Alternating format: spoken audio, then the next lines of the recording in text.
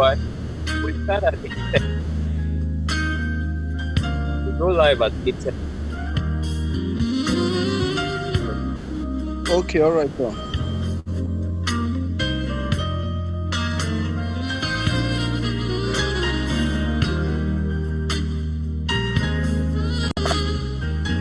Yeah, we are live on YouTube. Just as a success, we start by 10.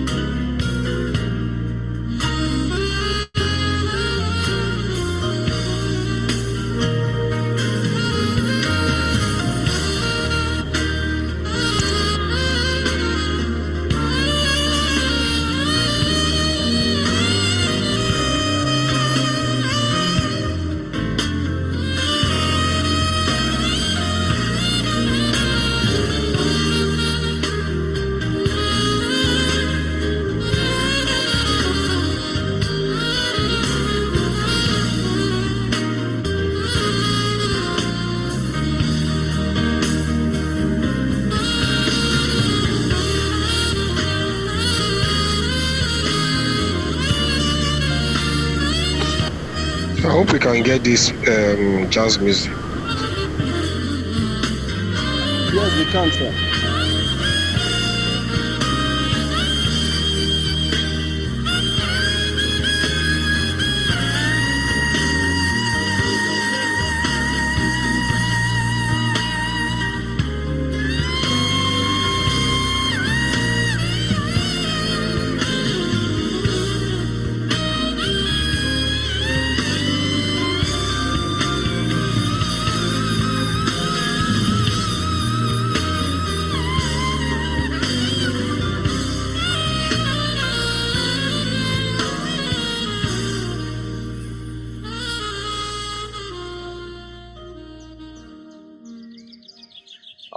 All right.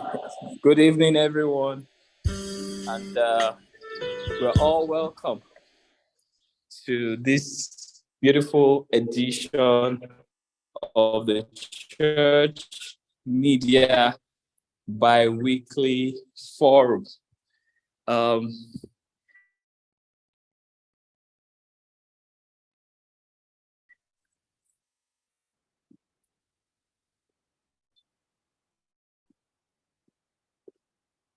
Okay, can you hear me, everyone? Yes.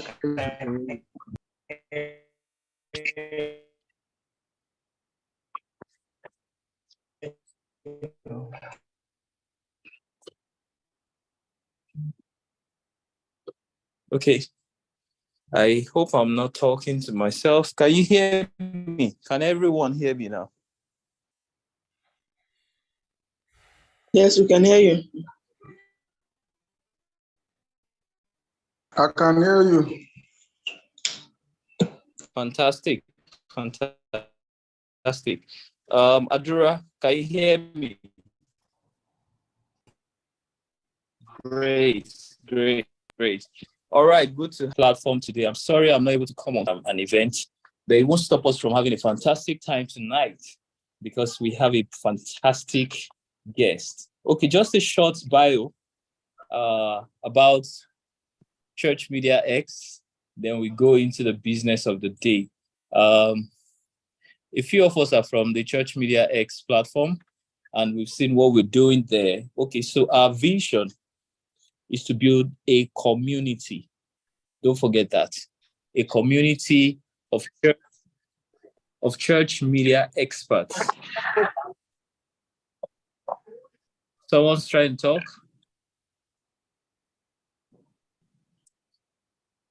Okay, so I'll continue. We're building a community of church media experts. And why are we building the community? Is to sharpen our expertise and increase our experience, broaden our scope regarding church media production. And if you agree with me, since COVID-19 happened, church media production has gone to another level. And what God is calling us to do is to resource churches, make sure that each and every one of us, we strengthen each other so that we can all grow together and impact the nations of the world together. You know, there are some churches that are strong in media right now. There are some churches that are not so strong. So with this community, we are able to build ourselves up. And that is why we came up with a few things. Number one, we started with prayer, Church Media X prayer, which is our prayer control room. It happens every single Saturday, starting from 8:30 p.m. to 9 p.m. Then we came up with the Church Media Professionals Network bi-weekly forum. So this forum you're attending today happens every 2 weeks. Every 2 weeks, we bring a professional, either from sound, from lights, from production, generally from all the arms of productions that you know about. We just bring them in so that you can ask questions, you can get answers, and you can be resourced for what you do in your own church. Right now, God has helped us. We have about 500 people in the community. And right now, we are touching about 100 churches. Man, that is some huge thing that has happened for us.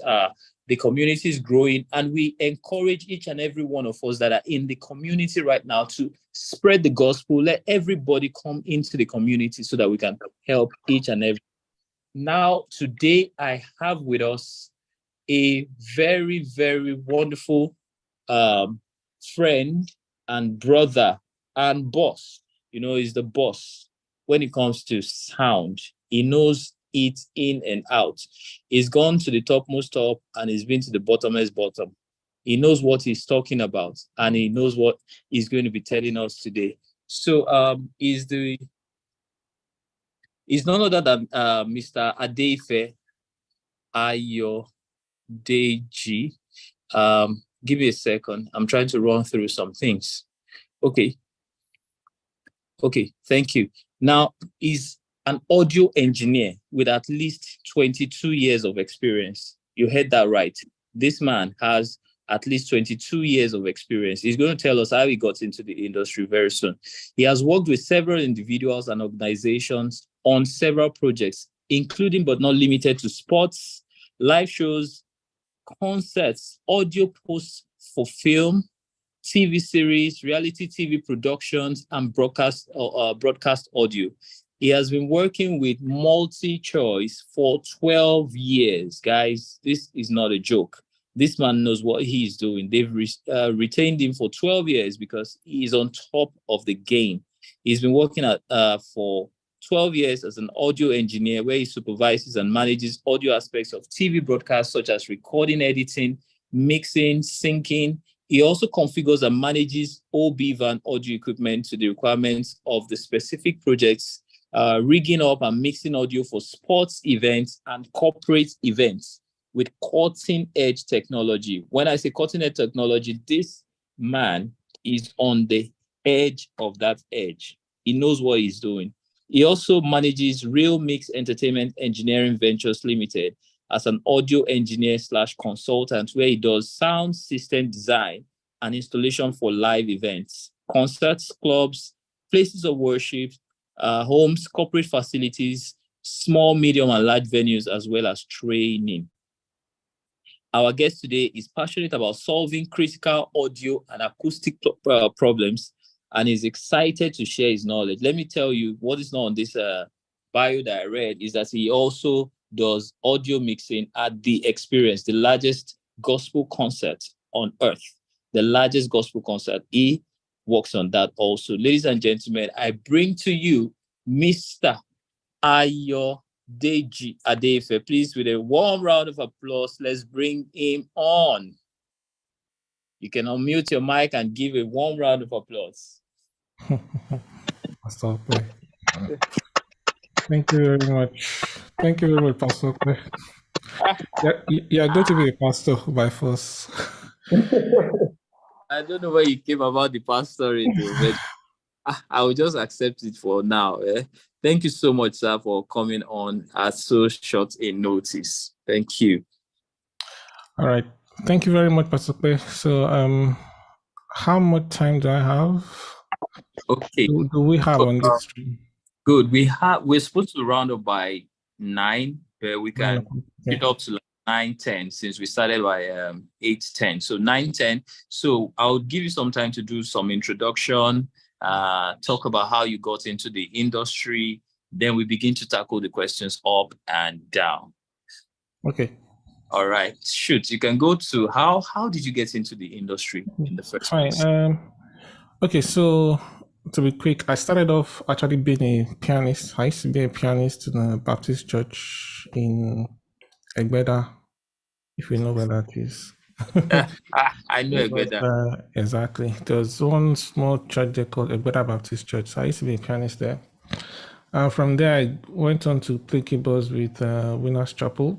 I was at Winners Chapel in Apaja before we moved to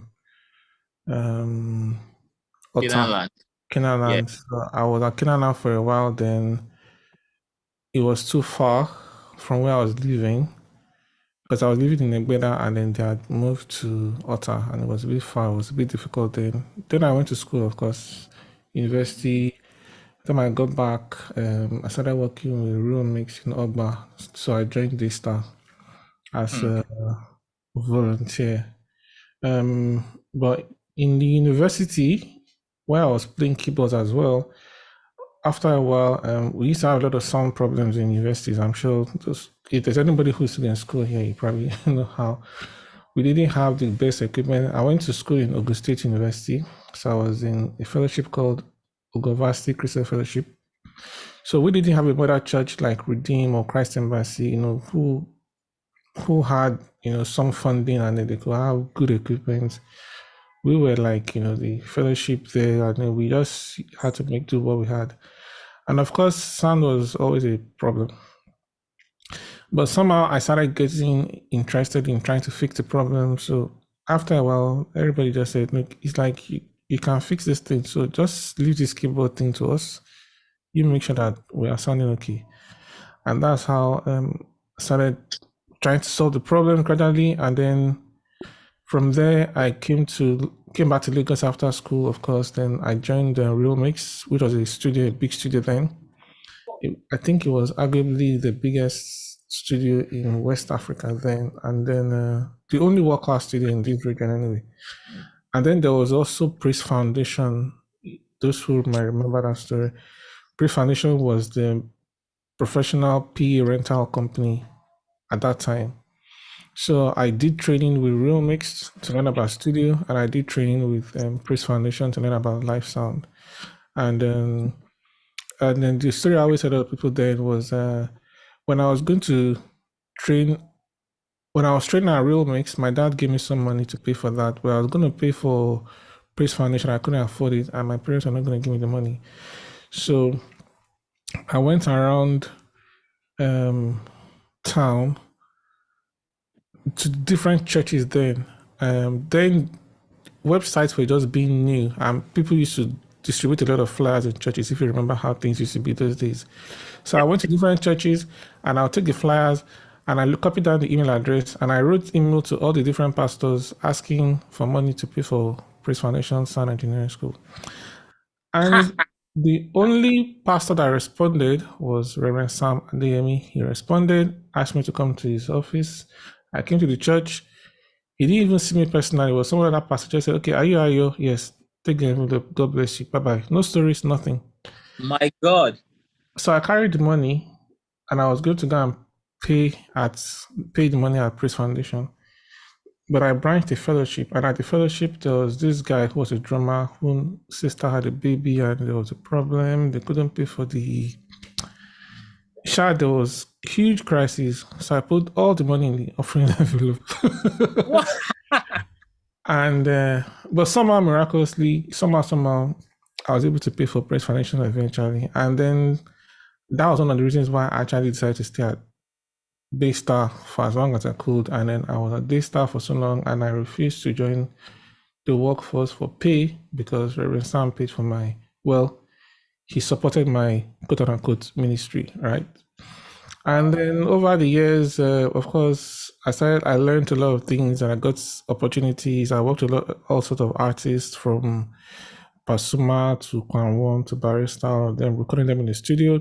Then I worked at Praise Foundation doing all the live concerts, both secular and gospel.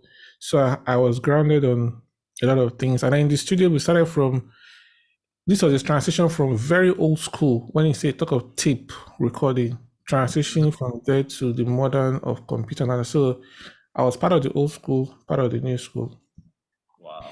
So when all the, so these days when we're working with all the computers, because I know all the foundation and all that, it's easy for me to do certain things certain ways. And so when I'm talking to some of the, like there's some young, new engineers now who probably have never seen tape and probably haven't seen all sorts of funny cables before, and all they do is computers. Sometimes you see how they miss the foundation, and you try to show them that what you're trying to do, there's a principle behind it. If you can just understand this principle, then you can do better stuff with the technology that you have. And people are blessed these days, the kind of technology that's available now. What we could do with a few buttons now, though back in the days, you will need like a huge truck of equipment to be able to do it. So, but in a nutshell, that's how it has been. And then, of course, when I got married, of course, God blessed us. We moved from Oba to the island, and we moved on to House on the Rock. And God has also blessed us greatly there. We have a baby now, and so on and so forth. And things are opening up, and so on and so forth. And the story continues. And of course, I joined MultiChoice. How I joined MultiChoice? Well, when I was in Real Mix, after working for a while, I started getting people who come to me to do broadcasts. And I thought broadcast was horrible then because the only broadcast I knew there was LTV8. And back in the days, LTV8 had one studio, and then they had one mixer that they put one tape on, and then they said, for those who can speak, can you mute your mic? We can hear everybody there that's talking. Can everybody just mute your mic? Okay, admin, please help mute all mics. Admin, help mute all mics. Thank you. All right, cool, thanks. So we there was this mixer this huge analog mixer that they had, and there was a tip on it, and then they said, Oyinbo for those who can speak Yoruba, we thought lesson a mouth work, which means the Oyimbos who came and they studied, they put the tape here, don't touch it.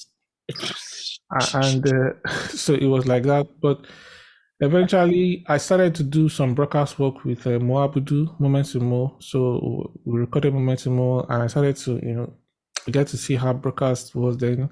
I got an interview with Super Sports. And all the knowledge that I gathered before was just helpful, because we had things like Patch B and all sorts of things that we could use. And then from Super Sports, you had to start learning about the international standards, what to do, what not to do, compliance, quality control, all the other extra things, discipline, time management, all sorts of things, communication skills with people that don't speak a language, so on and so forth. And all that has helped, and we're here now. And well, we believe that we're still going forward. Wow, that's a long journey. No, it's a long journey, but you could see that what you are today it didn't come by chance. It came by a lot of experiences in different circumstances. So that makes you the very, very right person for us to be talking to tonight about church sound. I know that you've done church sound in various churches. From your story and even from the personal stories you've shared with me, you also helped us install our world-class studio here at House on the Rock for sound recording. And like I said, you've worked on the experience. You also do our mixes on Sunday sometimes. And so I want you to give us a general idea. What would you say is the challenge with most churches when it comes to sound? What would you say is the thing that they are fighting that they don't know? if you understand my point. Because sometimes you just go to a church and you find out that these people they're trying to do something, but they're just not getting it. What's the most common challenge that you find when it comes to church audio setup? Okay. It's a lot of things, but then I think the major challenge I've noticed everywhere, it's what can I use to summarize it now is I'll just call it quality control, and let me explain why. So there are so many different scenarios, right, for broadcast mix, and let me just share my screen, and we'll go to run through this very quickly. All the different scenarios, which will answer, I believe, a lot of the questions that you're asking me now. So here we go, real quick. Okay, if you can, I believe you can see my screen. Yes, I can. But I'm seeing the Yes, the poster. flyer. Sure. So, Yes. okay, now you're seeing acoustics, right? Yes. Okay, perfect. Okay, so let's start from the very beginning. Acoustics basically is talking about or referring to the space in which we are, doing our service. Now, very quickly, I'm not going to go into too much detail, but you understand. Now, let's start from our Orthodox churches. A lot of us came from Orthodox churches. When I say Orthodox church, I'm talking about whether you're coming from a Catholic church or a Baptist church or Methodist and so on and so forth. If you come from one of those churches that have the ancient grand buildings, you understand, you will notice that they are built differently from modern day churches. And one of the major reasons is because of the style of music and style of worship.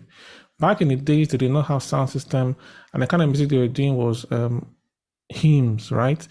Now, those buildings were built to be reverberant, which means if the choir is singing, if a few people are singing, or if the priest is singing from afar, the room resonates and amplifies the person's voice naturally.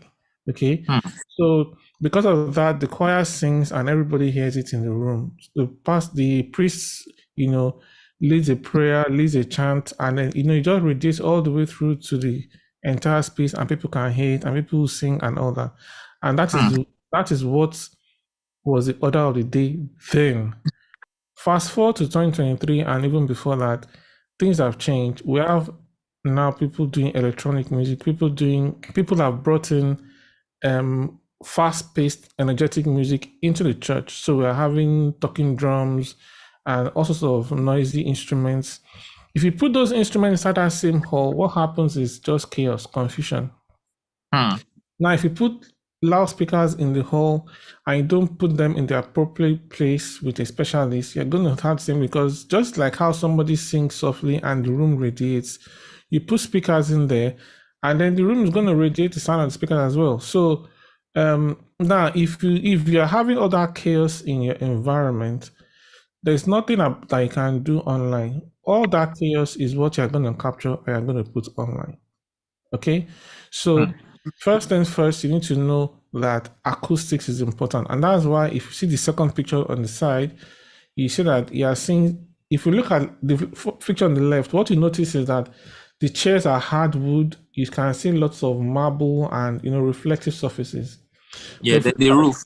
Yeah, and the roof is so high. They have very high roofs. Yes, if you look at the picture on the right, what you notice is that the floor, there's rug on the floor. The seats are soft seats. You are seeing things that trap sounds, that try to, you don't want much echo, so that when you generate sound once, it just goes. It doesn't come back to you. Almost like you're trying to recreate. So if you've been to, if you have been to one of the best spaces, I think, acoustically in the country, if you've been to the National Theatre. If you've been to National Theatre, the one in Igomu was obviously well built. I know they are refurbishing it now, and I hope they don't destroy it acoustically. But it used to be the best acoustic space we had in this country. Same thing was there used to be one Glover Hall too. Used to be very nice, but recently I went there and I think they've done it like some renovation, and the renovation they did, I think, has kind of spoiled the acoustics a little bit, in my opinion. Another place that I also love is Unilag Main Auditorium. Unilag Main Auditorium too obviously was designed by a proper acoustician. So if you are a member of building committee, or you are sponsoring building a church, or you're a pastor now that you have vision of building a church and all that, you need to know that acoustics is a major part of the auditorium. Look, the auditorium you have in the church, what's the purpose of that auditorium? The purpose of the auditorium is for speech and music performance. So the shape and all that is important. Look, even apart from sound, sight, people must be able to sit anywhere in the auditorium and see the stage. So line of sight is important. So when you see some churches that you go to and there are pillars everywhere, it's obviously not built to be able to function like, what a church auditorium is supposed to be. They now start finding them putting TV here, screen there, this and that, and it doesn't look nice. Look, I was recently at a church as well recently, Fountain of Life Church in Ilupeju. Beautiful building, lovely acoustics. It's amazing. But there's a problem. You go upstairs to the gallery, to the seat upstairs, and you can't see the stage, as beautiful as it is. So obviously, when they were doing the design, some little things, were missing. As beautiful as it is, you see that it's only functional for people sitting downstairs. Once you climb upstairs, there's a problem. So these kind of things you need to, so it's not just for sound, also for line of sight because of video, lights, and so on and so forth. So like I said, I'm moving real quick. Now, let's talk about podcasts before we go back into the church. I know that for those who are social media trendy and so on and so forth, podcast is becoming a rave or a new thing now. And a lot of pastors also want to do their podcasts. Podcast is simply like having a radio station, but then it's on video. Do you understand? So the sound quality is supposed to be like radio quality. So if you listen to radio, I don't know anybody I still listen to radio, but if you listen to radio, you notice that the sound is intimate, it's different, it's rich, it's different from when you're on stage. So to achieve all that, the same thing is happening. Acoustic, you need to make sure that your room is very dead. Then there are specialized mic that you use, and then everybody uses headphones, and that's why it looks the way it is. Of course, it can be just one person doing a podcast or multiple people. And podcasts can be streamed real time, or you can pre-record it and edit and do that. So I know some pastors are very much into this podcast thing now, and then it's so if your church or if you are involved in that, the major things are the microphone.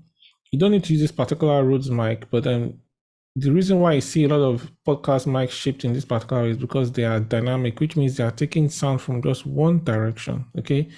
Just where the person speaking is. So you're getting that rich quality sound, and then there's also of nice processing that they use. Then the reason why they have some of these specialized mixers now is because if you are doing a podcast and you want to do sound effects, maybe you want to press a button for crowd response, press a button to play a particular kind of music, press a button to, whatever sound effects or things you're doing. That's the reason why they have all these extra little buttons, to make it work. So now let me go to, okay.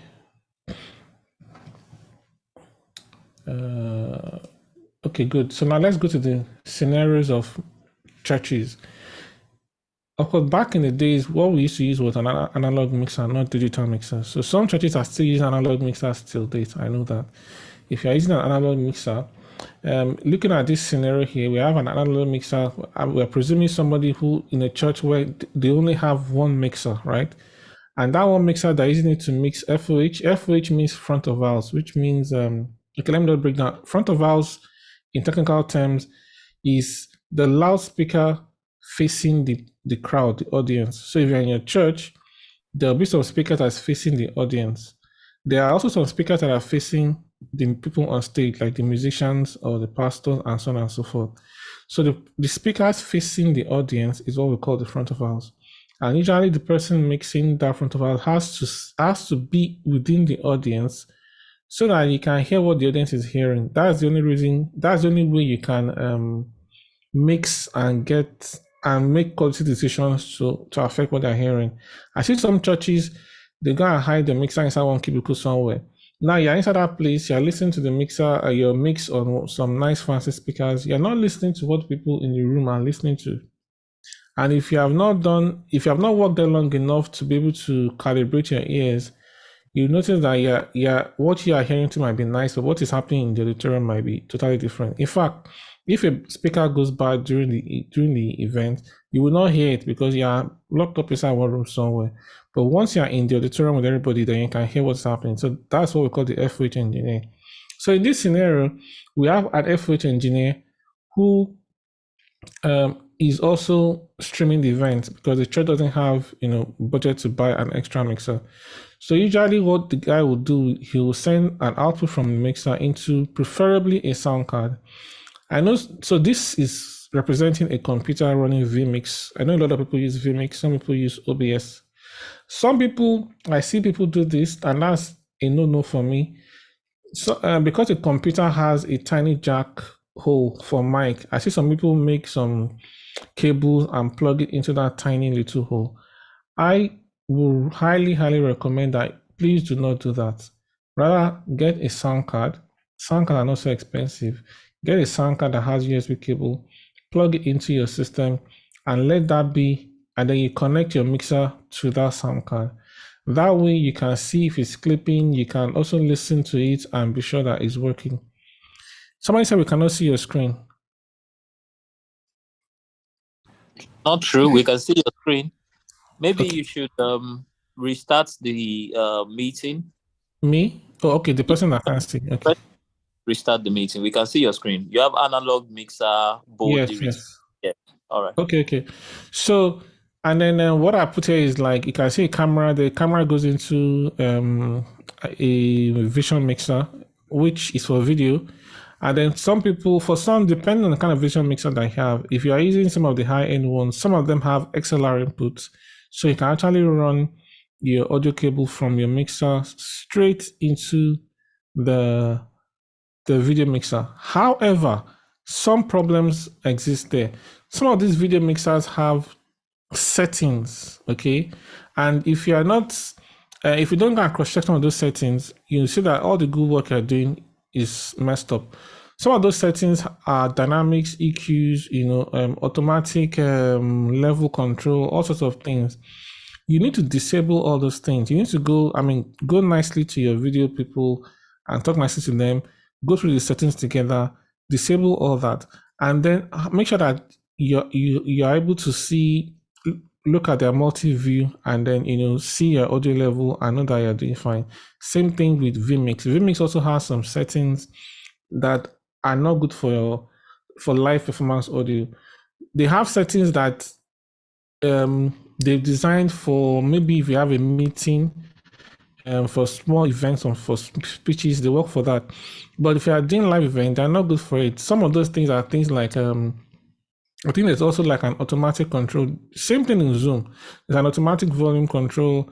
There's bitrate. Bitrate I'll discuss last because that's one of the major problems we have with vMix and things like that, and calibration. I'll talk about that last. So let me quickly go. I'm running out of time. The second option is now maybe church has more money. They switch your analog mixer to a digital mixer. Fine. So you have a digital mixer. But you still have just one mixer, right? So the same thing, you're sending your digital mixer sound straight either to the sound card and then into vMix, or you're sending it straight into the mixer and then you're making sure that all your settings are done. Now, still going back to acoustics, which is why I'm putting this here. There's one little thing here called a personal mixer. So going back to managing a band now, when your church is growing and you now begin to have a large band, so you have a drummer, you have guitarists, you have bassists, and you have all these people. Some of these people have their own needs. So they might say they want to have maybe a combo or they might want to have some things, that they want to use, to deliver good sound for the church, right? But if you have just one mixer, you are mixing for FOH, and you still have to mix for them to hear. So you might have what we call speakers or wedges, right? And you have to be able to every now and then go over there and listen to them. Or if you are tech savvy, you have an iPad, you walk up to the stage, you do what we call monitor mix for these guys, make sure that they're happy, then you come back and do FOH. But technology has advanced. If you have the money, the budget, then you do what we call personal mixing system. So the example I'm giving here is a Behringer Wing. Of course, this also works with Behringer M32. People are familiar with one device called the P16, which is like a personal mixer. It's like a small mixer that each musician can have. They plug their headphones to it, and then they can control the level of the instruments to their own taste. So they don't have to disturb you too much. That way, there's a lot of weight taken off you, and you can focus on FOH. And of course, you send your signal to broadcast. Now, still having one mixer managing FOH broadcast and all that is still not efficient, because you can only listen to one thing at a time. You can't be listening to what's happening online. You can't listen to what is happening in FOH and listening to what's happening on stage at the same time. You're just one person. You can only listen to one thing at one time. And a lot of time you notice that you need to compromise. You probably need to compromise one for the other. You have to prioritize one for the other because you have just one mixer. So if you're a church that maybe, I don't know how your numbers work. If you're a church that maybe your church is like 1,000 people in church that come to church every day on Sundays, but maybe there are 10,000 people that watch it online, you know that fine. You need to prioritize online. Make sure that online always sounds good, because people in church are not that much. But at the same time, if people don't come to church, then you don't have something to stream online. So it's a bit of a tricky situation, but you have to find the balance that works for you.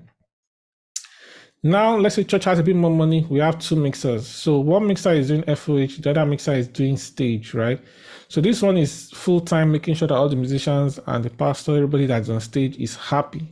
While this other mixer is, making sure that FOH is fine. And it is still this FOH mixer that is going to supply sound to broadcast. Note that what he's sending to broadcast is just a summary of what he's doing live. He's not able to do something entirely different for broadcast, okay?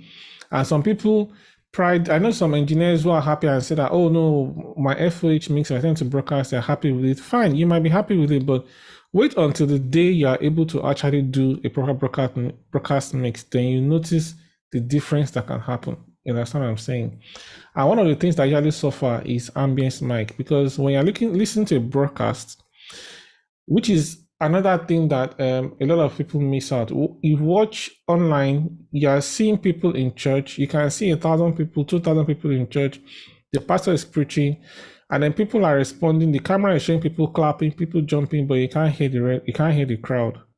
The crowd is an important part of the broadcast stream, because what you are trying to do is to recreate the experience of people inside the church. You want to recreate it online, and that is what broadcast is all about. So you cannot really do that when you're trying to do FOH and all that. So this is just an easier setup, but it's still not the what we want. Yeah. Then here I'm just emphasizing. Notice that the musicians are the only ones that are using this personal mixing system here. So now church is a bit more advanced. Now the singers can have what we call IEMs, or in-ear monitors. So just some little earphones that they can wear in their ear. And what is some of the advantage of this stuff? The advantage of it is that you have less noise on stage, so your house mix can be cleaner, and then which is obviously going to make your broadcast cleaner. Also, your musicians can now become very, very professional. There are some things that they hear in their ears that you don't hear, live. For example, cues. There might be cues that they might be giving to themselves, maybe reminding them of this is verse 1 or verse 2, reminding them of the break, reminding them of all sorts of things. You never hear these things. You just notice that these guys are just always on point. So if you watch some of these international acts, Planet Shakers, all those big acts, even the secular ones, they will never perform without these things because this is what makes their performance so outstanding. And of course, they also use what we call stems, which is like added or pre-recorded sound that they play alongside what they're playing live. So when you see just a few people on stage, but the sound is so big, you feel like it's so clean, so much. There's just so much happening. Is because they've already pre-recorded a lot of things before, and then they're playing alongside what they're doing. And to be able to keep time with all that, they need all this kind of specialized equipment. Then I now go to the preferred scenario where you have your stage mixer is there, your FOH mixer is there, and now you have a broadcast mixer. And now this broadcast mixer, obviously, for him to be able to perform right, you need to put him in a room that is isolated from the auditorium.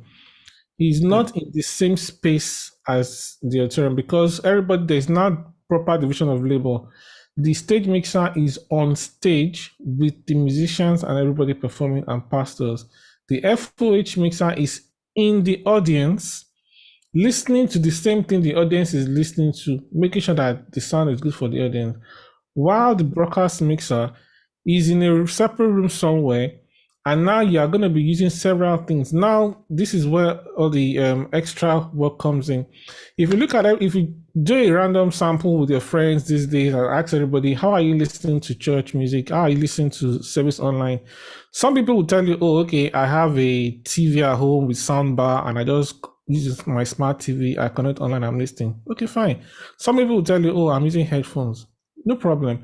You check some people, what kind of headphones are you using? Some people are using Oraimo headphones, some people are using iPhone, some people are using Samsung, some people are using things that you have never heard of before. Some people are even listening from the speaker of the phone. And all these people will come to give you opinions about how, no, the sound is good. No, I cannot hear the bass. I cannot hear with all sorts of ridiculous things that they listen to. So it's a wild, wild west. So you need to work here, you need to be able to have things that you can use to monitor. You need to have all sorts of, in the ideal situation, you need to have all sorts of different speakers, headphones, and stuff that you can listen. Then you'll be able to find in the beginning, you'll be able to find some kind of midpoint that makes everybody happy. Because you're not mixing for only because how many people, if you I look at the stream on House on Drugs sometimes, you see thousands. How many of those thousands are listening to their system on the home theater in the house? How many? So if now the people with the home theater will come to you and say, last Sunday was good, but I could not hear the bass. Meanwhile, some people are listening to with some cheap Oraimo headphones, and then the cheap Oraimo, let me not stop saying Oraimo. I don't have any problem with Oraimo. But some people are listening with some cheap speakers. Some are even listening with just laptop speakers that cannot generate bass in the first place. And then they'll now be telling them they can't hear the bass. All sorts of things. So you now need to be able to find something that works, that is that makes everybody happy, some kind of midpoint, so that it sounds good on virtually everything that Yeah, somebody said Oraimo is not cheap, sir. Anyway, so that's what the that's the reason why the broadcast mixer needs to be in an isolated environment where he's not listening to the auditorium. He's using headphones, he's using speakers, he's using whatever he needs to use. And there are also some online tools that we use, some techniques we use to do measurements. And so I'll just go to so that I can have time to speak. My last, the monitoring QC. So monitoring is what I was speaking about, speakers and all that. Quality control. Now, quality control is one of the major battles that we have.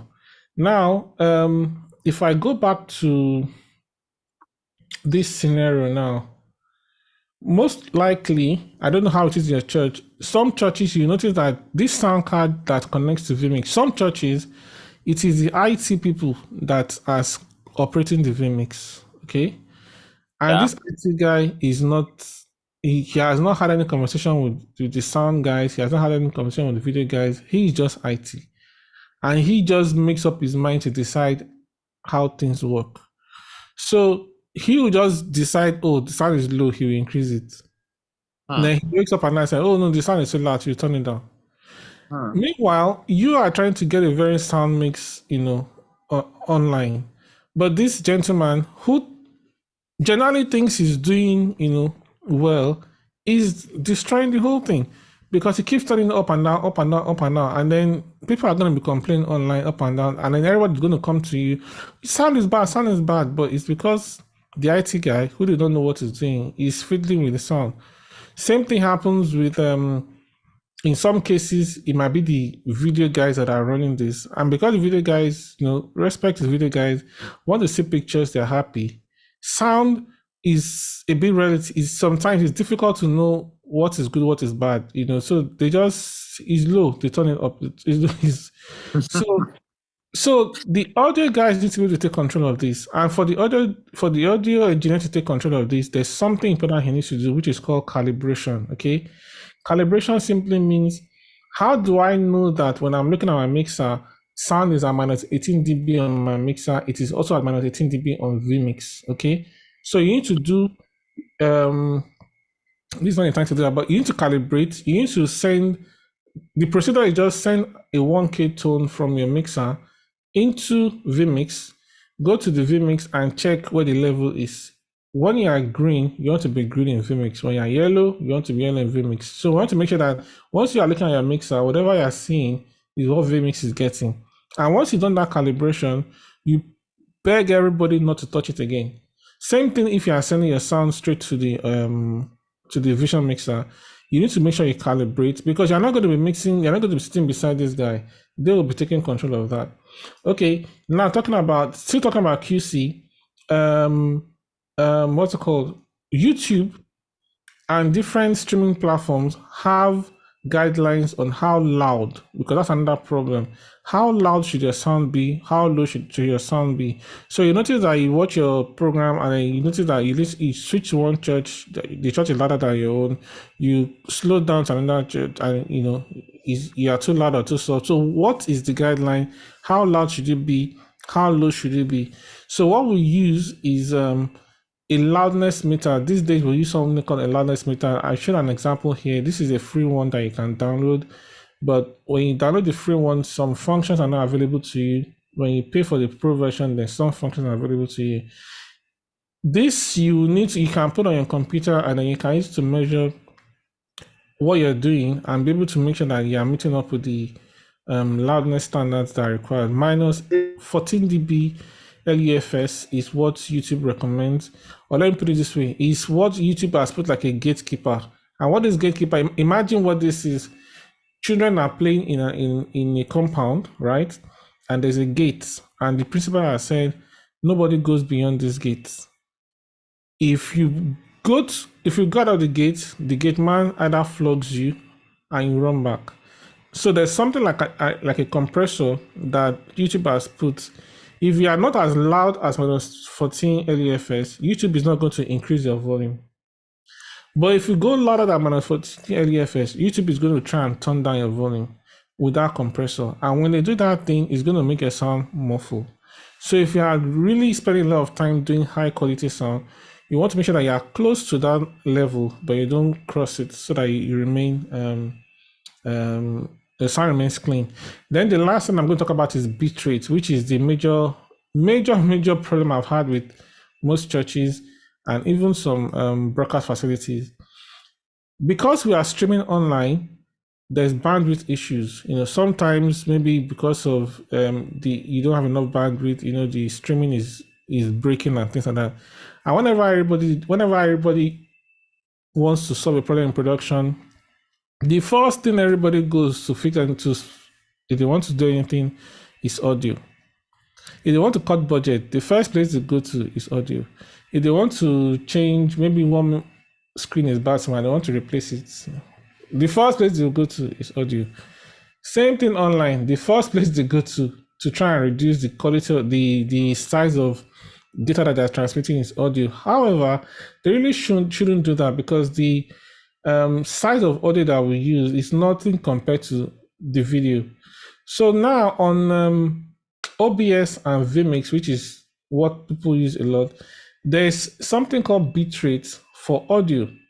And if you reduce your bitrate too much, no matter how good your sound is, it's gonna turn the quality down. So what I'm quickly gonna do for you as a roundup, I'm gonna play something off YouTube for you, and you're gonna hear the same music at different bit rates, and you see how bitrate affects your stream.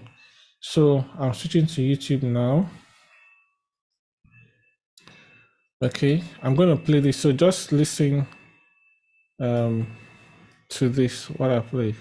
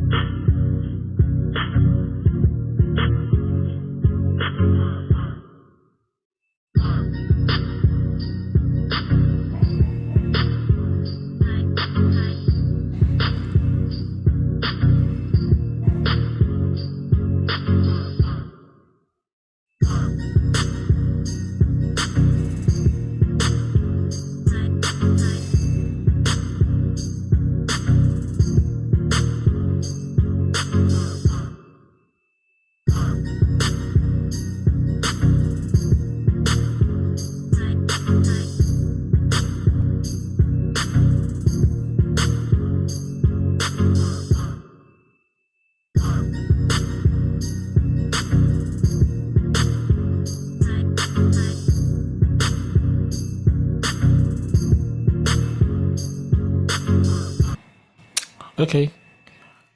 Did everybody hear that? Press 1 if you heard that on the chat. Let me see. Yeah, we heard it. So I think what we can if do we is let's heard play the the last one and the first one so that we can see the difference. Okay. If we heard the differences, type 7. Let me just check. If we heard the differences, okay, very good. So I'm going to scroll back to first one again, like Pastor Pe requested. Then I'll play it.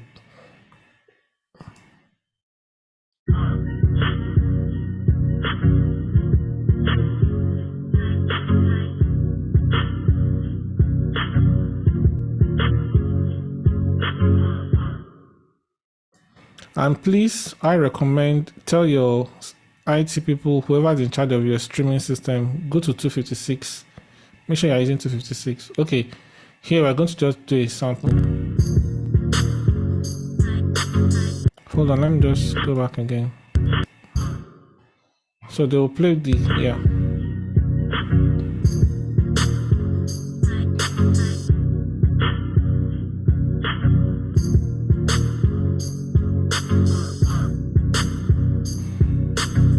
So that's it. Now this, one of the times when I had this, I was able to figure, one of the times when I was punished, let me put it this way, with all this bitrate thing, I did a project once with the late TB Joshua, where they has just spent a lot of money on a mixer called Yamaha PM10. For those who know about the Yamaha PM10, that is a very, very, very expensive mixer. And after they spent all that money, and the brief from TB Joshua then was that, look, he wants his online and his TV sound to be that was his priority. He needed that to be fine. So he wanted us to fix that problem before fixing the church sound problem. So we told him that, look, let's get a very good mixer. Let's separate our broadcast mix. So we did the whole thing. Did everything. They got cameras. They did a lot of things. Picture was lovely, but the sound was horrible. It was so bad that TB Joshua called us one day and said, "We should come and carry our mixer and refund this money," And we did everything we could. Inside the control room, the sound was fantastic, but on TV, on DSTV and on YouTube, the sound was horrible. So we did a lot of troubleshooting and all that, and when we got to the control room, and they had something called, for those who do satellite transmission, there's something called an encoder. The encoder is what encodes your video and audio signal together before you transmit via satellite. And that thing also had this bitrate setting.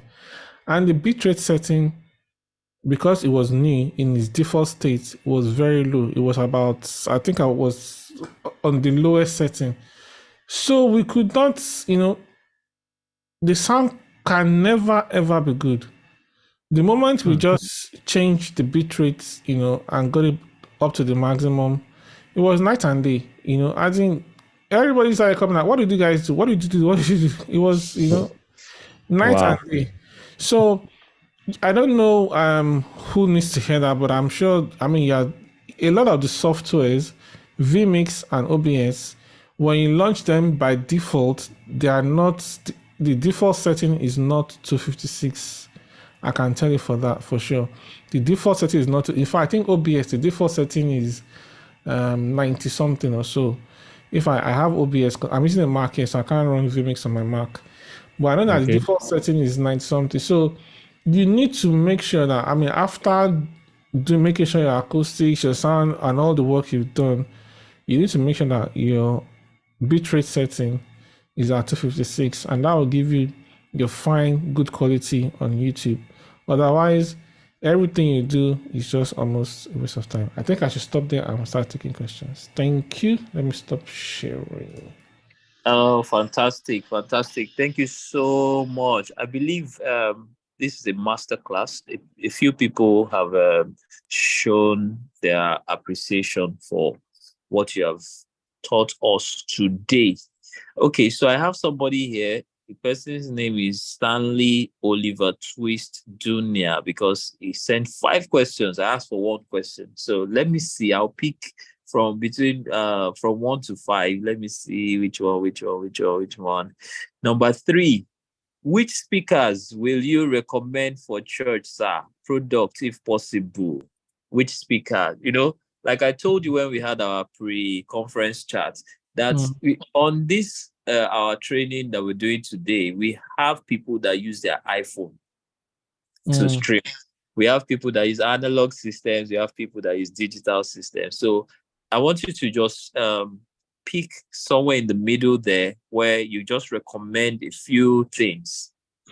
Okay, I think this person's question, before I answer his question, you just mentioned something now. Some people stream because I think if you are streaming to Instagram and maybe TikTok or something, some people just put their phones on a tripod and then, stream from there. It's nice, but I want to just let you know that, the sound you're getting is from the microphone of the phone that you have. And of course, the quality of that mic is dependent on the quality of the phone that you have. So you don't expect an iPhone or some other higher brands to have the same quality as some other low. I don't want to mention brands before somebody will say it's not cheap.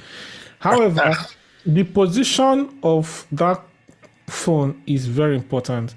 So if there are speakers far away from that phone and you have some people, maybe technical team, and they're talking a lot and they're close to that phone, what you'll be hearing online is the technical people. You need to know that. So, and if the phone is too close to a loudspeaker and the loudspeaker is very loud, what you're going to have online is distortion. So you need to be able to find a sweet spot that works for you. Otherwise, there are devices online now. If you go online, there's iRig and there's one other one I saw.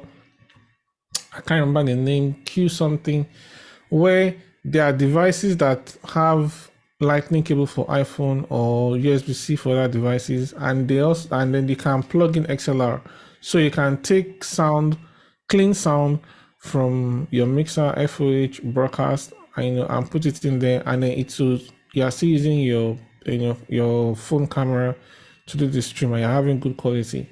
So those kind of things exist. Now, I think the question this person is asking about speakers.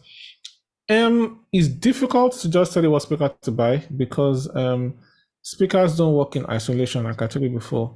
Speakers are dependent, performance of speakers is highly dependent on the acoustics of your environment. Okay, so we need to be able to know what your space is like, the shape, what kind of challenges exist, and then you cannot decide what kind of speaker, and then the positioning. Brand, I don't think is a big issue these days because due to disruption and technology, You can, if you have the money, you can invest in very high-end speakers. If you don't have that kind of budget, you can still do some relatively, mid-range speakers and still get very good results. I mean, I've seen people using Chinese products and they are getting very good results. And I've seen people who have access to some very expensive European brands and are not getting good results. So it's not so much about the brand of the speaker now. It's not so much about the brand of the speaker.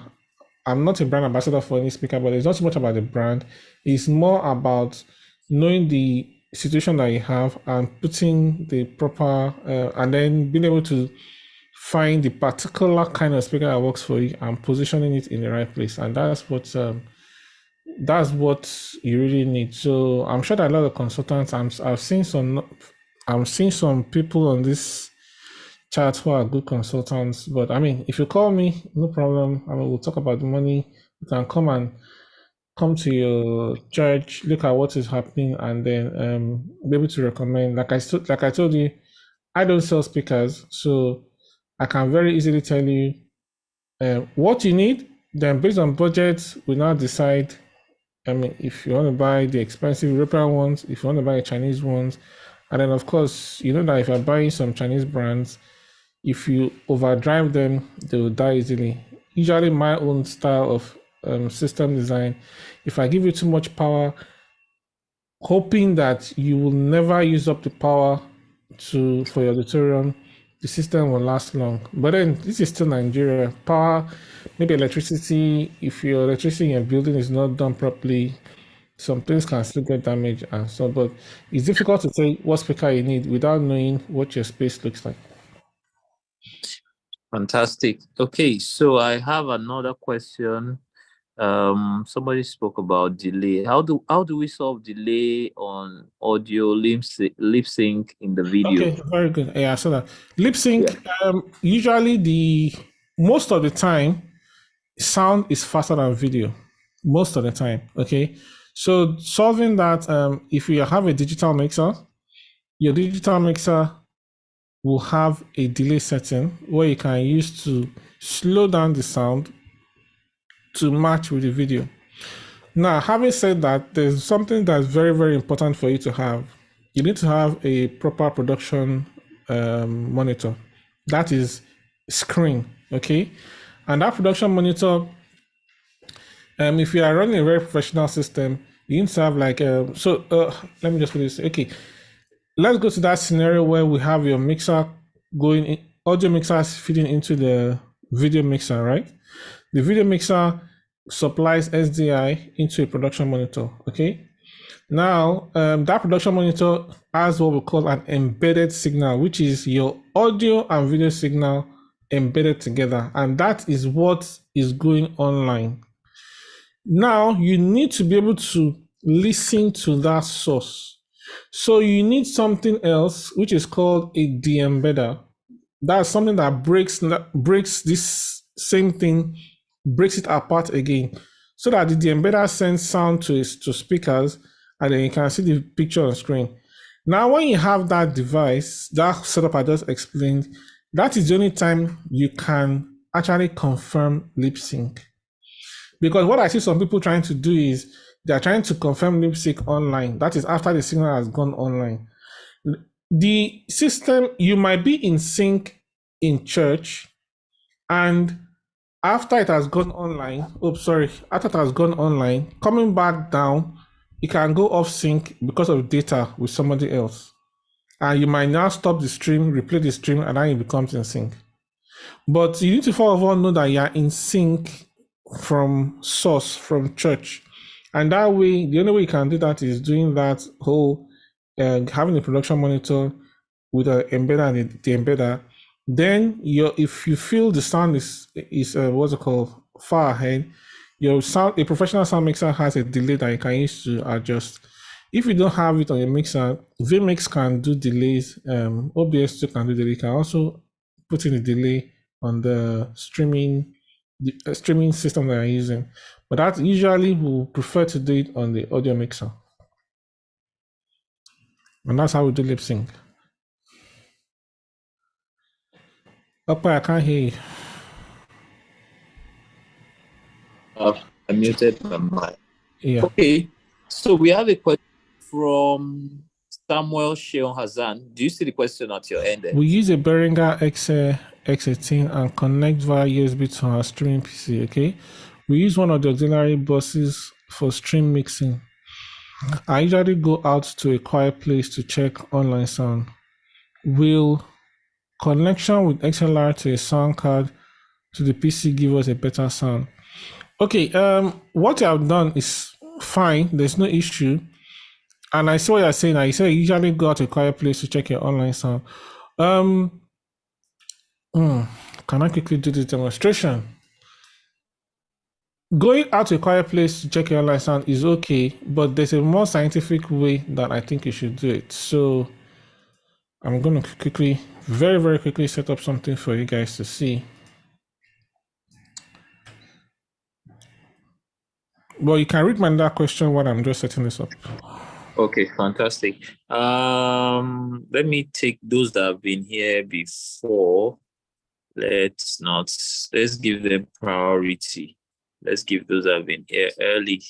Good. I'm reading through. Okay. Now I've taken one from there. Let me see. Preferred last one. Master class. Yes, it's a master class. Okay. Okay, I have one here. Yes. From Olusola Adekoya. Please, Mr. Ayo, what's the difference between sample rate, bit rate, and bits? That is 4,824 bits and 320 kbps. Okay. Now, you're trying to go technical here, which is no problem. So, sample rates. Now, when we're talking of digital audio, there's something called we're crossing from analog to digital, okay? And there's something called sampling, which is how audio is converted from analog to digital. And then the rate of sampling is what we're referring to there as 44.1 and 48K. For video, when you're doing audio for video, we usually prefer to do 48K. Of course, 48K is a higher sampling rate than 44.1. And 48K will give you better quality than 44.1. 44.1 is referred to as CD quality, but 48K is a higher quality. So even if you are using your digital mixer, you notice that you can set the digital mixer to 44.1 or to 48K. Okay. You are using digital mixer. And for the big boys who are using the big mixers now, you notice that we are even going as far as 96K. Which is supposed to be close to analog quality, because analog is still pure analog is still higher quality than digital sound, right? And 96K is almost how I put it, is almost as pure, quote unquote, as the digital. No, it's almost as close to analog as possible. So everybody using mixers like I know this people are buying Heritage now. Heritage is running on 96K. The PM10 Yamahas are running on 96K, and so on and so forth. But so that's for sampling rate. Now bit depth is what I was talking about right now. What I was playing to you, bit rate is what I was playing to you just now on video, which is like the bits that is being transmitted. How many bits per second? And the higher the beats per second, the better the quality of the sound. I mean, you heard the difference between when we're playing 16 kilobytes per second all the way to 256 kilobytes per second. So the amount of beats that are being transmitted per second is what we're referring to that. And then I think the last thing you mentioned was bit depth. Am I right? No, beats. Yeah, bits, which we refer to as bit depth. Bit depth will now be like 16 bit or 24 bit or 32 bits, and 32 bits is pretty much the highest. And that also is just referring to the size of each bit. So if we look at it now, sampling rate is how many bits we are capturing, we are sampling. Then what is the size of each bit? The higher the size, the more the quality. Okay, so obviously if you have if you have a system that works, you don't want to go at 16 bits, you want to be running at about 24 bits. But 16 bits is still okay, we want to run at 24 bits. If your system and bandwidth can handle it, and of course, when you're now streaming, you don't want to be streaming at 16 kilobytes per second. You want to be streaming at 256, as close to 256 kilobytes as possible as your IT and everybody people can, because they will fight with you, but try and hold your ground that you running at 256 will not disturb. Because sometimes video says they want to stream at 4K, but if you look at it, how many people are going to watch 4K on their phone? I mean, for No, everybody, you understand what I'm saying? So especially in Nigeria. especially in Nigeria. So because they want to run 4K, they now want to cut audio down to no. Let them come down to something that's reasonable, and then leave the sound out, because without good sound, good video is not. There's nothing like good video, really. True. We can all bear bad video, but nobody can bear bad sound. Exactly. Yeah. Okay, so I think that's done there. There's someone that is asking a very specific question. Is Pro Hero a good speaker to use? Like I He told said the you, money you are calling, you don't have it. like I told you about brands. I'm not going to be here to say this brand is bad and this brand no. All brands, depending on the quality. What you probably want to do when you're talking about any speaker is the quality of the components that were used to make the speakers, and then to another large extent, technical support.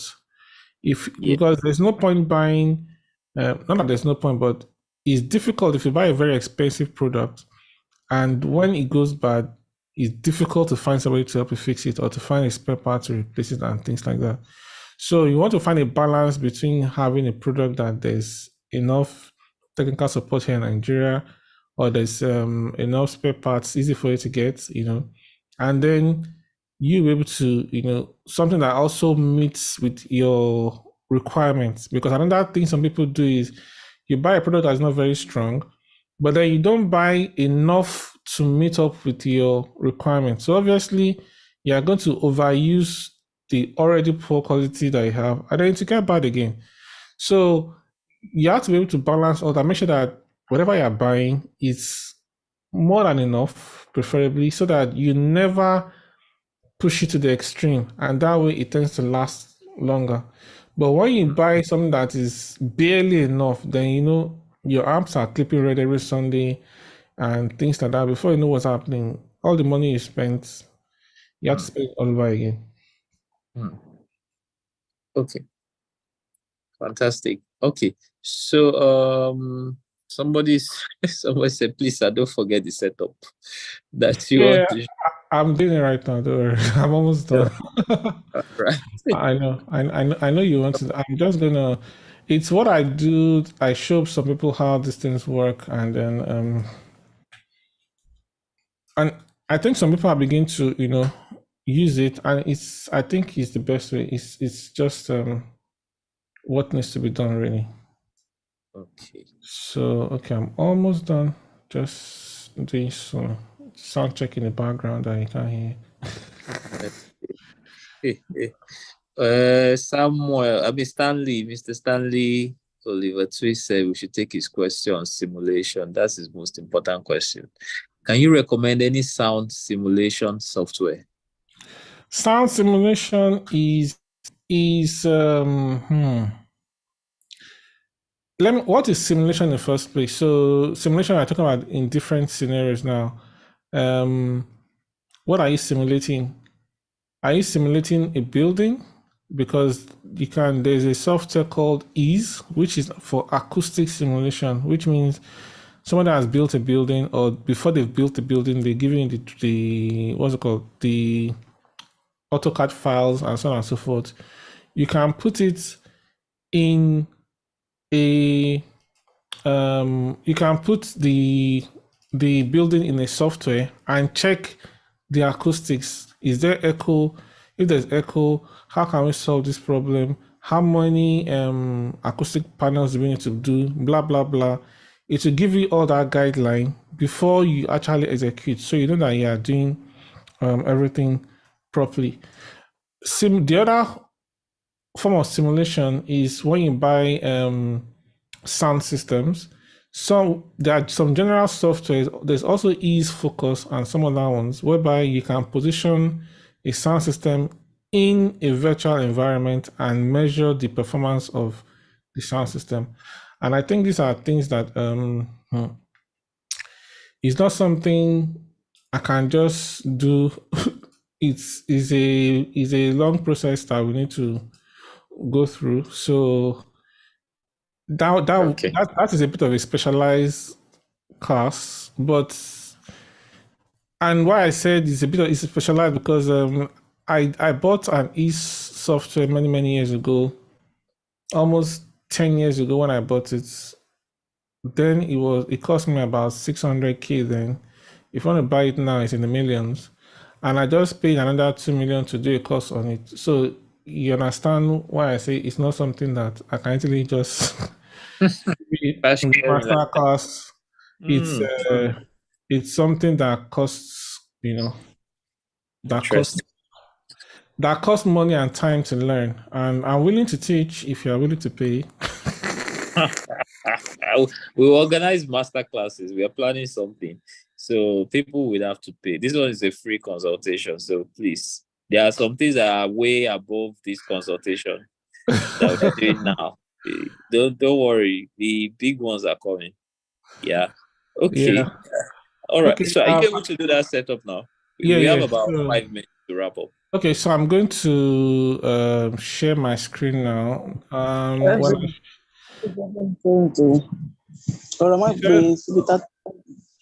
You saw what? Sorry, admin. Who are you bringing in? Do you have another guest?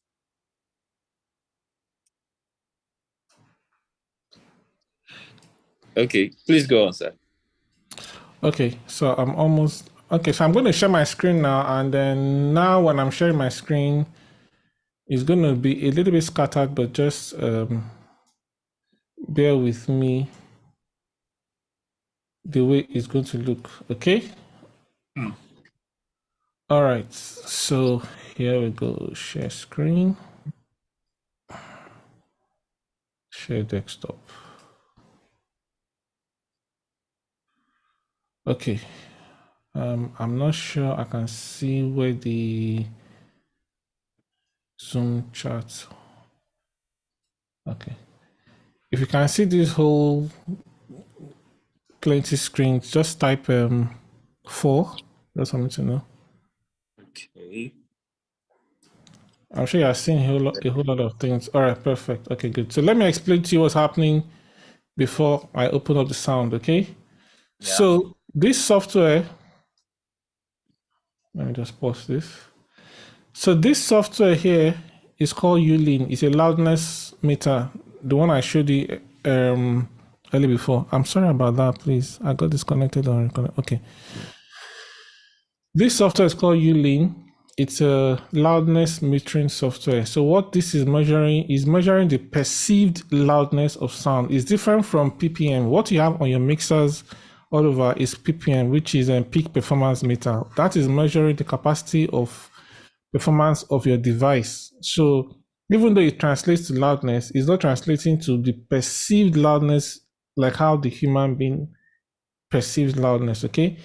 So this is the software that the algorithm, this is the loudness metering that the algorithm of YouTube and every other thing that we do in broadcast these days will work with, okay?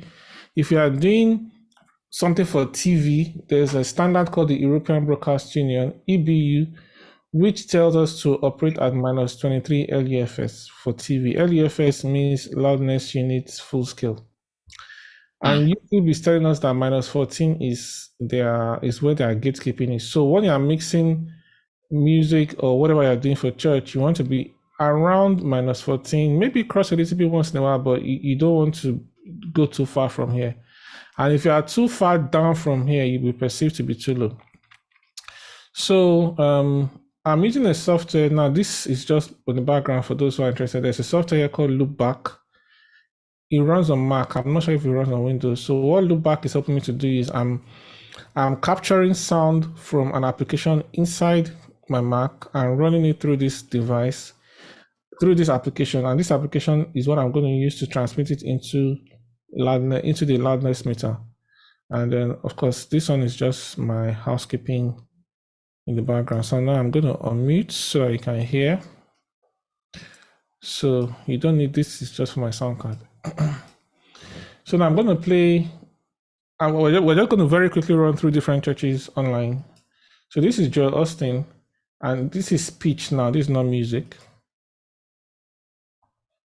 Let me see if it's getting through.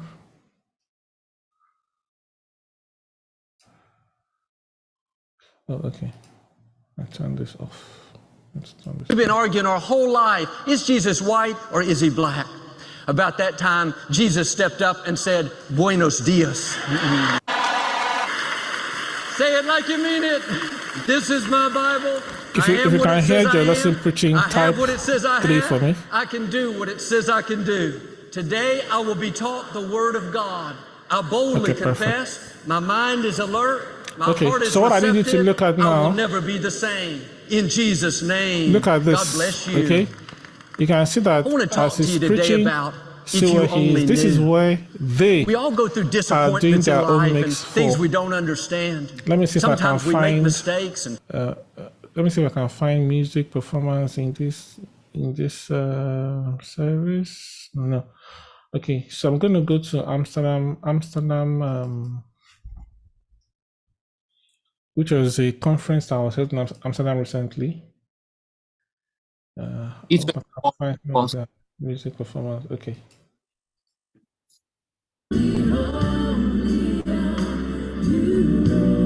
You see, they are all playing very soft around here. And like I told you, YouTube is not going to make it louder as long as, but if you go above 14, YouTube is going to try and clip it. You can see the emails we're talking about, in those scenarios. Let me see if I can find another. In Holland, we've been working at this unity for a couple of years now to reach the world. So these guys, if you notice, they are mixing at about -24. So I'm almost too sure they had an OB van and they're probably broadcasting on local TV in Amsterdam. And that's why they're sticking to it, because this is the standard Amsterdam will likely be running on -23, -24. You can see those values around there. This chart is showing you the history of a performance. So let me, if I reduce it to 4 minutes, now this is telling me in the last 4 minutes, this is the graph of what we have been doing. If I reduce it to give me 30 seconds, this is like showing me that in the last 30 seconds, this is what we're doing. So I'm going to increase a bit more, so when I go to some hot signals here. Okay, so this is here. So let's go to let me look for redeem. I don't know which one. I think Dove TV. Dove TV should be the official redeem, right? Let's see, can we find, is there a live? From dusk till dawn, 24/7, 365 days of soul-lifting messages. Dove TV brings you the very best of the undiluted Word of God. Start your day with a daily devotional. Deep study of Bible. And you can see how much louder it is to that one. This is what Dove TV is doing here is fine for YouTube. Like I said, those other guys are probably mixing low because they're mixing for TV as well. They just took the TV feed and put it online. That's how they build software. But what Dove TV is doing for YouTube specifically is fine. Let's go to my former church, Daystar. I'll just go around to, if you want me to check your church, just type it in the comments if we have enough time. Let me find the last one that was streamed. This is 1 day ago. Okay.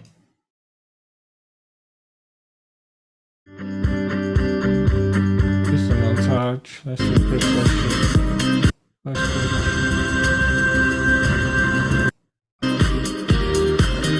Let's praise worship. You are here. Okay. In this place. Can you see? And we were. Personally, I think it's a bit too hot. You can see where we're coming from. This is the -23 that we're listening to in Amsterdam, which is obviously they're doing TV, so it's not a problem. This was when we checked Dove TV. You know, we're trying to be around here, but see what Daystar is doing. It's okay if they're happy with it, but if we're trying to be safe with YouTube, I would say just stay around underneath there. Let's just check it. Worship and adore your holy name. But the sound is not bad at all. Let's check Fountain. Now let me check Christ and Mercy. Actually, I've never checked Christ and Mercy before. Do we have anybody from Christ and Mercy here? I don't know the official Christ and Mercy. I think it's Love World. Let me see. Is it this one? I think it's this one, right? 1-855-378-9993. You can also give by going to our website at loveworldusa.org. Well. God richly. Let me see when Pastor preaches. So let's look at it. But see now. Likewise, the Spirit also can you see the difference between for we know not what we should pray when for we were playing the singing the music, but listen to when they played the montage. Was it the montage? fulfill God's plan for your life. What is that thing that we played before the start? In the beginning? 1-855-378-9993. You can also give by going to our... So for me, if you're doing broadcast the way we do it, you need to, you want to make sure that this level is the same with the level of the service, because if you listen to this at this website level, at Love World USA, it's possible that when we're now going to service, you are probably going to want to turn up your headphones a little bit, depending on the kind of headphones you're using. You understand what I'm saying? So, that's about the subtle. But other than that, the production is fantastic. This is just icing on the cake. That's what I'm saying.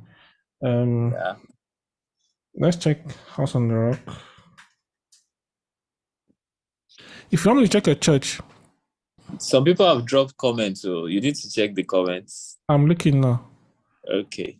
Harvesters International Christian Center. Okay, I'll check it. Okay. This started 1 day ago. Okay, that must be yesterday. Okay, I was in church, but let's see. I'm sure it's fine. Okay,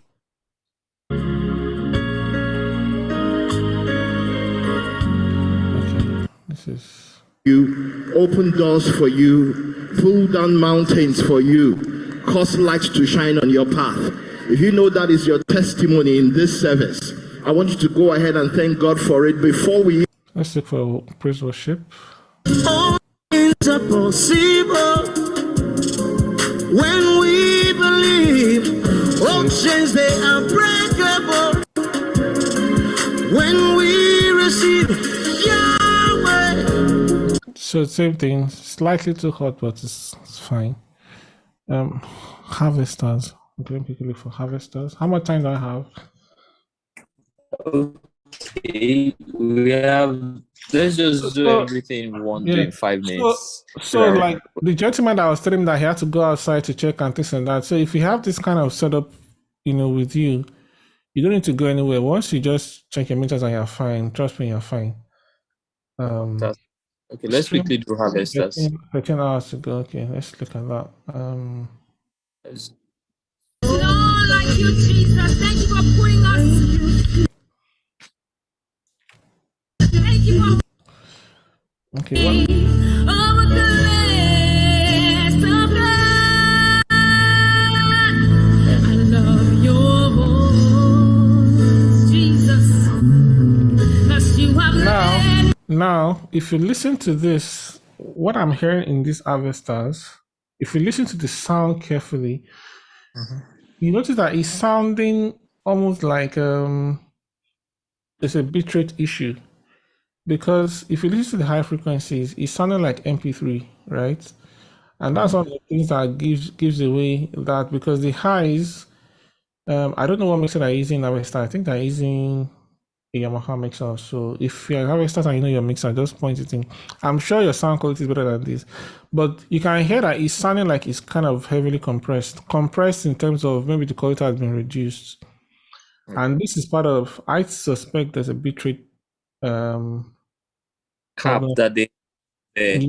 that is F6. Yeah, and that is probably affecting the quality of I'm sure I'm playing yeah, because I'm playing your stuff at see, I'm playing at HD quality right now, which is the highest quality, so which is the same quality I played the previous devices, so I can hear in the darkness of night. I can hear it on this Harvester. I think you should just take a look at that. Let me check something. You can check Next Level Conference. Okay. So if you're in Harvesters, just check with your guys about your bit rates. Next Level Conference. Somebody's correcting us here. Says this is not the church. This is NLP. Oh, okay. So somebody's probably broadcasting. Okay, I'll look for the church. So how do I find a church? If you have the link, I mean, if you this you can drop. Is this the right one?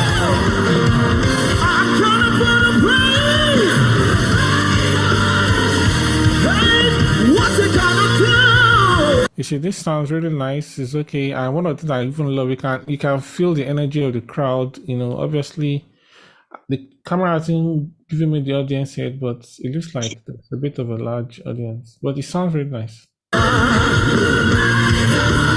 Oh yes, you see, it's a large venue, so I can actually feel that energy in the mix. So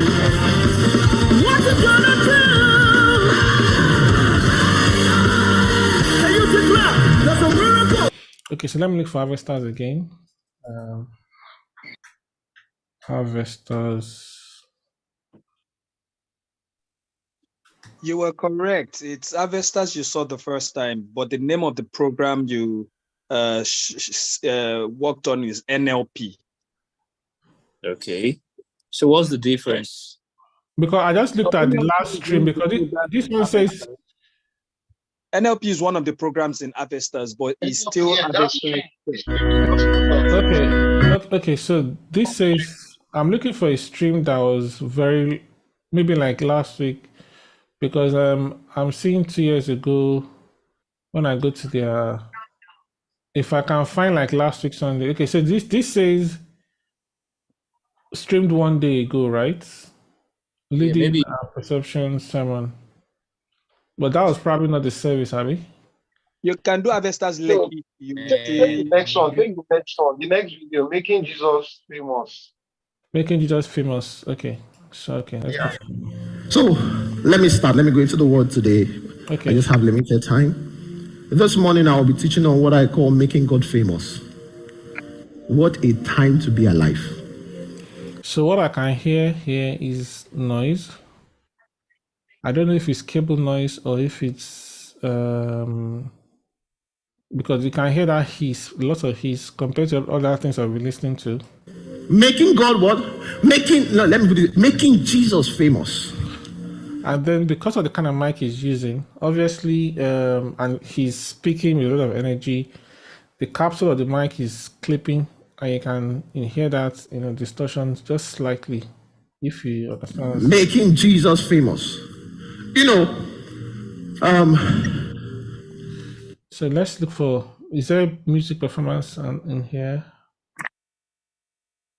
It seems this is just the sermon, Abby. This is just the sermon. Am I right? Yes, so there's no... But you can hear that noise. That noise is something you really want to deal with. Because when you're using some very cheap headphones, that's going to be very, very... what's it called? Yeah. And to be difficult to hear, yes. Yeah, so... Okay, so I think we have done very well in overshooting our time. Let me look for an Orthodox church. Any Orthodox? Can you give me? Let me see. I don't know which Go Orthodox. to Anglican Church of Ascension.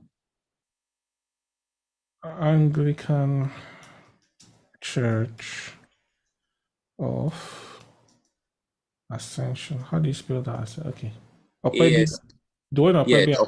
Yes. Okay, so let's look at this was streamed one day ago. Okay, so let's listen to this. What John 10:10 says.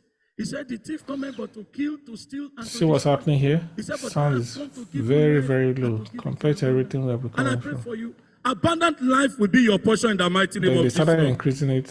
So the man Somebody thought, increased it obviously it's just not now. my fault. Let me read it very clearly. In John chapter 5, in verse 7.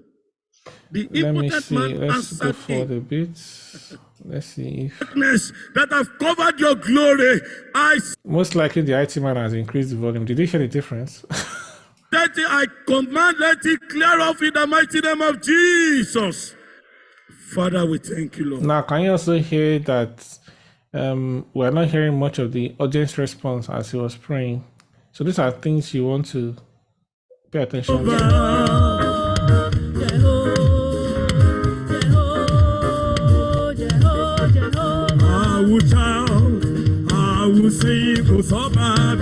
Anyway, so I believe we've sort of done a bit of a snapshot of different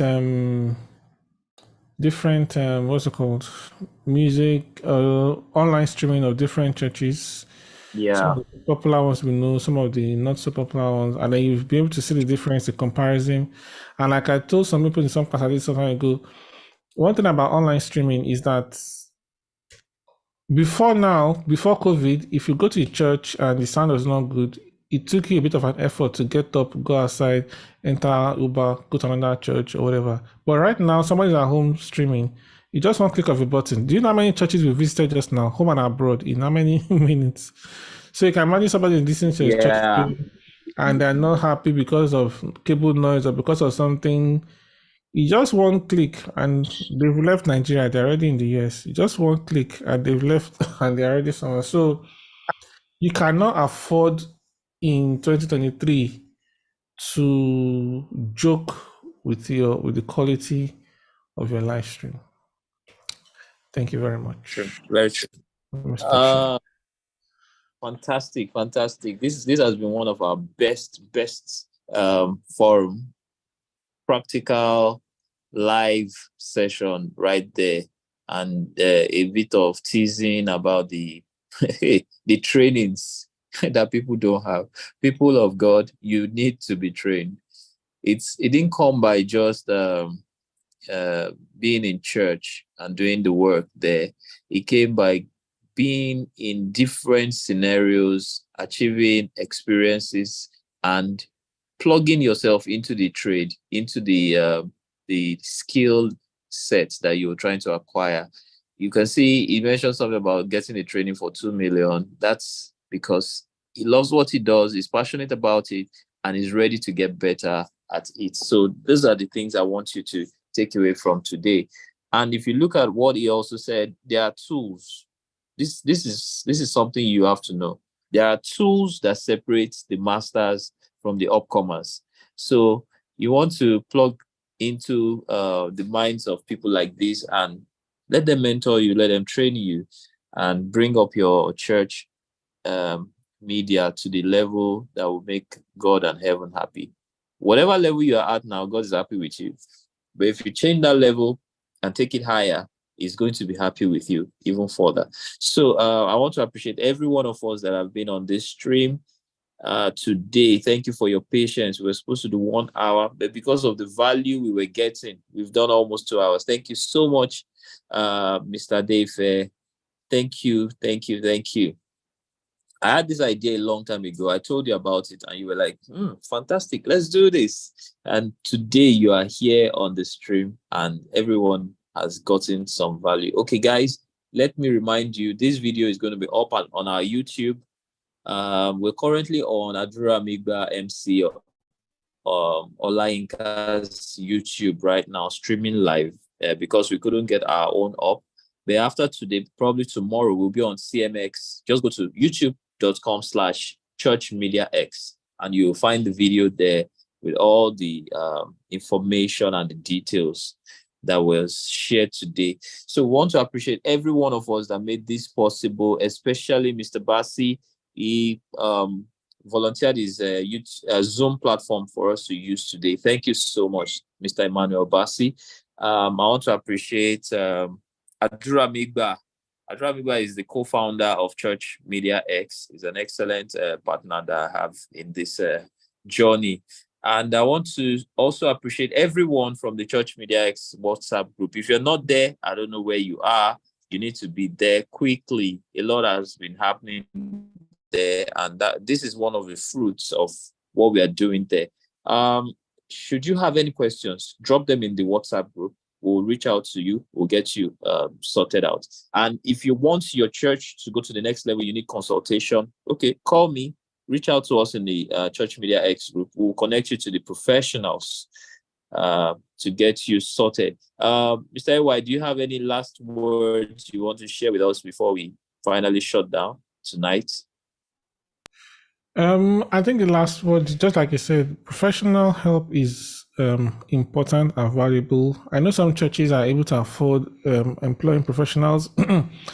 If for whatever reason, budget-wise or whatsoever, you're not able to employ a professional, at least have a professional that you can be in touch with to help every now and then, because as it's easy for people to take for granted what we do. People can easily just take for granted what we do. It's just sound, but then doing something wrong, you can damage equipment, you can actually hurt people. Because another thing is the human ear, needs to be taken care of. And if your sound in church is too loud, there's a church I attended, I visited once for consulting, and I was just interviewing people, and there was a woman who was complaining that whenever she comes to church, she has to put ear protection on her children's ear because the sound was just too loud. Which is a hazard, abroad, someone can sue you for that. You understand what I'm saying? So you need to be able to just know how to work within the limits. And if you need professional help, seek professional help. And then training also, seek training and do what you need to do. Then, I was just going to say something and it skipped my mind, but pretty much training, get professional help. Okay, finally, maintenance. I've heard a lot of pastors, or let me say, some pastors perceive some sound engineers as being people who just want to exploit, because you just every now and then you just come and say this is bad, that is bad, that is bad. But if you have a maintenance and audit culture, so you know that look, every 3 months we're gonna go through all our system, check every single thing, speakers, cables, blah, blah, blah, just be sure everything is fine and documented, right?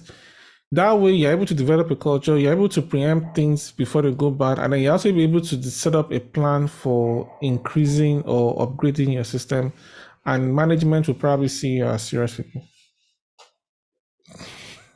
Thank you.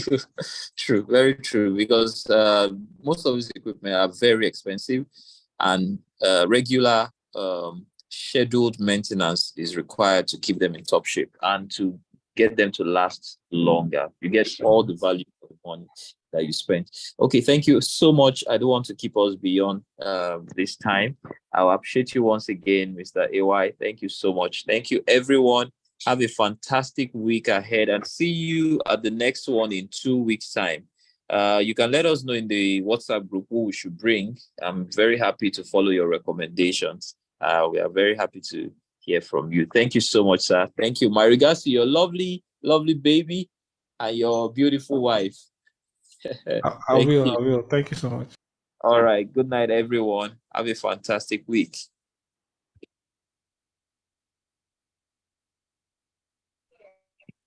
Good night. Thank you very much.